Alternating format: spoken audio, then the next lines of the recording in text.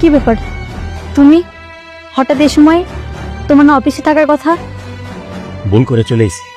আয় ঘরে আয়। এই মোস্তফা ভাই একটু শোনেন। জি ভাই, একটু এদিকে আসেন।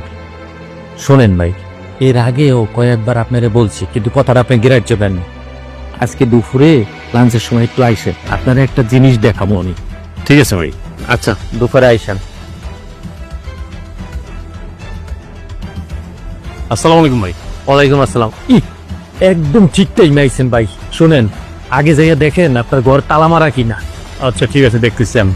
জানকাম।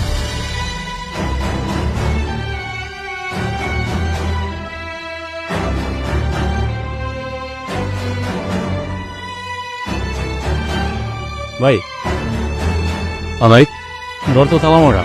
কই গেছে আমার ভাই? ঘর তালা মারা না?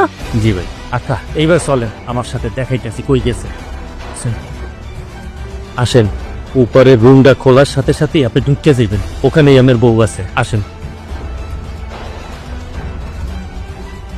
আবার কারা? আরে তুমি এখানে? আর কি হয়েছে? এই এই ওদিকে ওই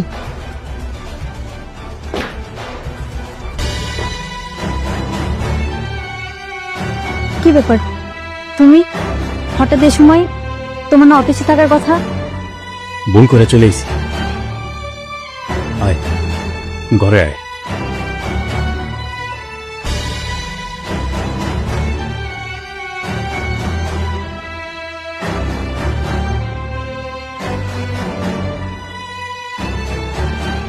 আমার এতে তোর হয় না, না বাড়িওয়ালার পোলা লাগবে, এত চাহিদা তো।